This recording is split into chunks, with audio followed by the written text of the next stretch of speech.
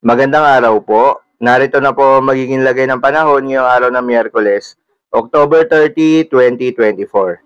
At latest update sa Bagyong Leon.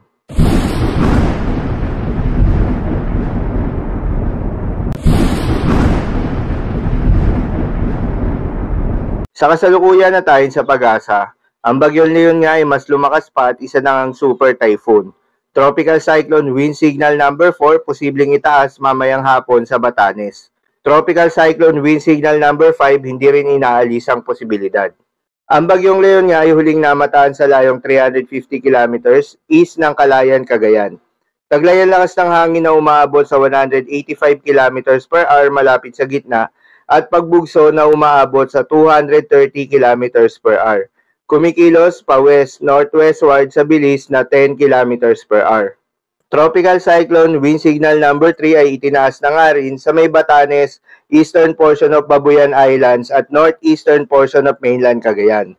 Habang Tropical Cyclone Wind Signal number 2 naman sa nalalabing bahagi ng Babuyan Islands, nalalabing bahagi ng mainland Cagayan, northern at eastern portion of Isabela, Apayao, Kalinga, northern and eastern portion of Abra, eastern portion of Mountain Province at Ilocos Norte. Habang Tropical Cyclone Wind Signal number 1 naman sa nalalabi ng Isabela, Quirino, Nueva Vizcaya, nalalabi ng Mountain Province, Ifugao, Benguet, nalalabi ng Abra, Ilocos Sur, La Union, Nueva Ecija, Aurora, eastern portion of Tarlac, northern portion of Bulacan, northern portion of Quezon, northern portion of Camarines Sur, at northern at eastern portion of Catanduanes. Isa sa ilalim na nga sa Tropical Cyclone Wind Signal number 4 ang Batanes mamayang hapon dahil sa inaasahang mapinsalang hangin sa lugar. Mataas din ang tsansang itaas ang Wind Signal number 5 sa nasabing probinsya.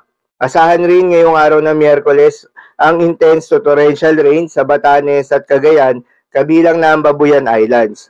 Heavy to intense rains naman sa Ilocos Norte, Apayao, Isabela, at Occidental Mindoro. Moderate to heavy rains naman sa Ilocos Sur, Abra, Kalinga, Benguet, La Union, Pangasinan, Calamian Islands, Occidental Mindoro at Antique. Bukod nga sa mga lugar na isinailalim sa Tropical Cyclone Wind Signal number 1, 2 at 3, ay asahan rin ang mga pagbugso ng hangin na dala ni Bagyong Leon sa Bataan, Metro Manila, Calabarzon, Mimaropa, Bicol Region, most of Visayas at Dinagat Islands. Pinapayuhan ng lahat ng mga residente sa mga lugar na maapektuhan na maghanda at mag-ingat sa posibleng mga banta ng pagbaha at pagguho ng lupa. Para naman sa magiging lakas at paggalaw nitong si Bagyong Leon, ang Bagyong Leon ay inaasahang gagalaw sa direksyon na northwestward hanggang sa maglandfall ito sa eastern Taiwan bukas ng hapon. Pagkatapos daanan ng Taiwan, ay gagalaw na ito sa direksyon na northwestward hanggang northeastward sa Taiwan Strait patungong East China Sea at lalabas ng Philippine Area of Responsibility bukas ng gabi o Biyernes sa madaling araw. Hindi din inaalis ang tsansang maglandfall ito sa China. Inaasahang pinakamalapit sa Batanes ang Bagyong Leon ngayong hating gabi hanggang bukas ng umaga at hindi rin inaalis ang tsansang maglandfall ito sa nasabing probinsya. Inaasahang nasa o malapit sa peak intensity ng Bagyong Leon sa oras na pinakamalapit na ito sa Batanes. Posibleng ihina si Bagyong Leon sa oras na maglandfall ito sa Taiwan. Paalala lamang po na mga nasabing forecast ay posible pa pong magbago. Kaya naman patuloy lamang magantabay sa mga update nating ilalabas at ng Pag-asa. Para naman sa magiging lagay ng mga dagat baybayin, ayon sa Pag-asa ay may nakataas pa rin na gale warning sa mga seaboards ng Batanes, Cagayan, kabilang na ang Babuyan Islands, Isabela, Ilocos Norte, Aurora, Quezon, kabilang ang Polillo Islands, eastern coast of Camarines Norte at Catanduanes.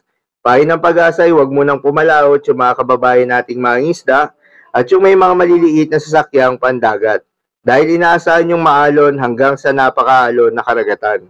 Habang meron din tayong storm surge warning sa may Batanes at Cagayan na aabot sa 2 hanggang 3 metro na mga pag-alon. So, lamang po para sa lagay ng panahon ngayong araw ng Miyerkules. Keep safe everyone.